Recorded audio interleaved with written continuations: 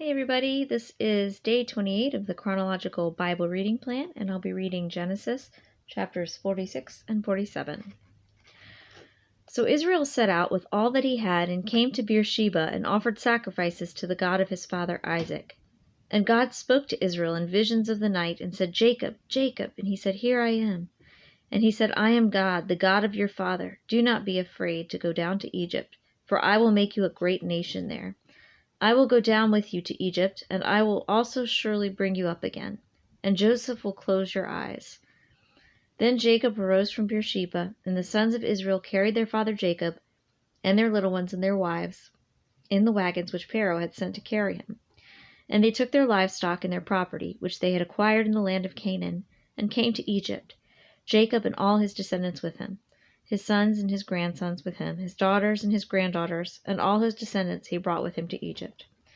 Now these are the names of the sons of Israel, Jacob and his sons, who went to Egypt. Reuben, Jacob's firstborn, and the sons of Reuben, Hanok and Palu and Hezron and Carmi, and the sons of Simeon, Jemuel and Jamin and Ohad and Jachin, and Zohar and Shaul, the son of a Canaanite woman.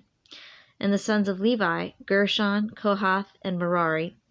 And the sons of Judah, and Onan, and Shelah, and Perez, and Zerah. But and Onan died in the land of Canaan. And the sons of Perez were Hezron and Hamul. And the sons of Issachar, Tola, and Puvah, and Iab, and Shimron. And the sons of Zebulun, Sered, and Elon, and Jaleel. These are the sons of Leah, whom she bore to Jacob in Padan Aram with his daughter Dinah. All his sons and his daughters numbered 33. And the sons of Gad, Ziphion and Haggai, Shuni and Esbon, Eri and Arodi and Areli. And the sons of Asher, Imnah and Ishva, and Ishvi and Beriah, and their sister Sarah. And the sons of Beriah, Heber and Malchiel.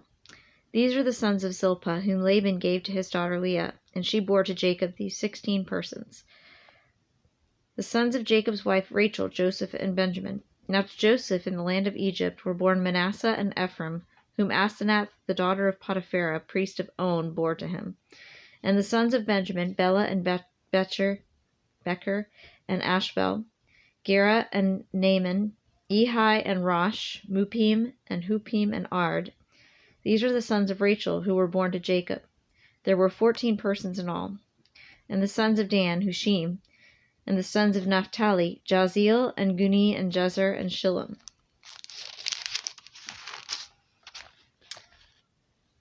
These are the sons of Bilhah, whom Laban gave to his daughter Rachel, and she bore these to Jacob.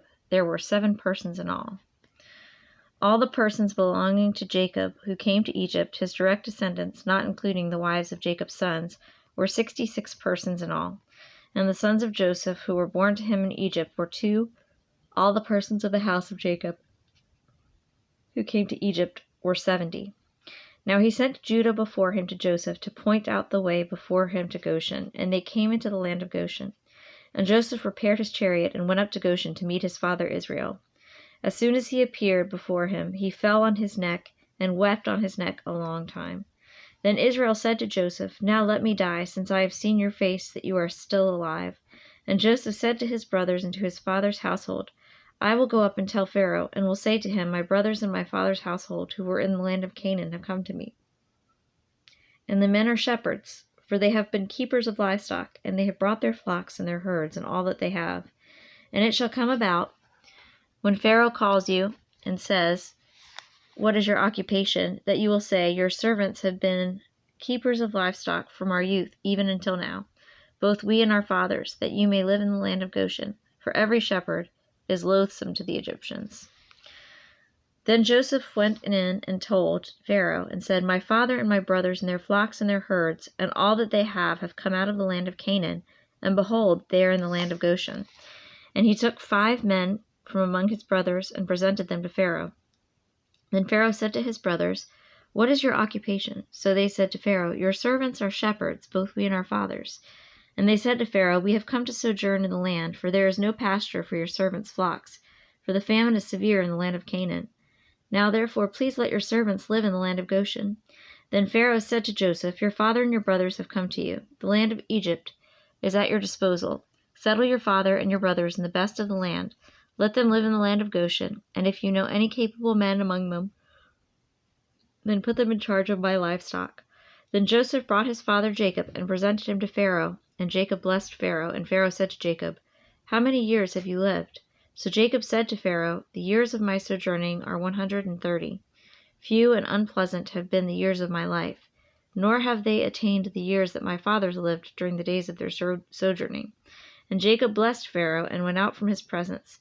So Joseph settled his father and his brothers, and gave them a possession in the land of Egypt, in the best of the land, in the land of Ramses, as Pharaoh had ordered. And Joseph provided his father and his brothers, and all his father's household, with food according to their little ones. Now there was no food in all the land, because the famine was very severe, so that the land of Egypt and the land of Canaan languished because of the famine. And Joseph gathered all the money that was found in the land of Egypt and in the land of Canaan for the grain, which they brought. And Joseph brought this money into Pharaoh's house. And when the money was all spent in the land of Egypt and in the land of Canaan, all the Egyptians came to Joseph and said, "Give us food, for why should we die in your presence? For our money is gone." Then Joseph said, "Give up your livestock, and I will give you food for your livestock, since your money is gone." So they brought their livestock to Joseph, and Joseph gave them food in exchange for the horses and the flocks and the herds and the donkeys, and he fed them with food in exchange for all their livestock that year. And when that year was ended, they came to him the next year and said to him, "We will not hide from my lord that our money is all spent, and the cattle are my lord's. There is nothing left for my lord except our bodies and our lands. Why should we die before your eyes, both we and our land? Buy us and our land for food, and we and our land will be slaves to Pharaoh. So give us seed that we may live and not die, and that the land may not be desolate." So Joseph bought all the land of Egypt for Pharaoh, for every Egyptian sold his field, because the famine was severe upon them. Thus the land became Pharaoh's, and as for the people, he removed them to the cities from one end of Egypt's border to the other. Only the land of the priests he did not buy, for the priests had an allotment from Pharaoh, and they lived off the allotment which Pharaoh gave them. Therefore they did not sell their land. Then Joseph said to the people, "Behold, I have today bought you and your land for Pharaoh. Now here is seed for you, and you may sow the land.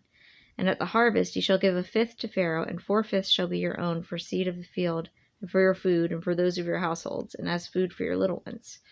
So they said, "You have saved our lives. Let us find favor in the sight of my lord, and we will be Pharaoh's slaves." And Joseph made up a statute concerning the land of Egypt, valid to this day, that Pharaoh should have the fifth. Only the land of the priests did not become Pharaoh's. Now Israel lived in the land of Egypt in Goshen, and they acquired property in it, and were fruitful, and became very numerous. And Jacob lived in the land of Egypt 17 years. So the length of Jacob's life was 147 years. When the time for Israel to die drew near, he called his son Joseph and said to him, "Please, if I have found favor in your sight, place now your hand under my thigh and deal with me in kindness and faithfulness.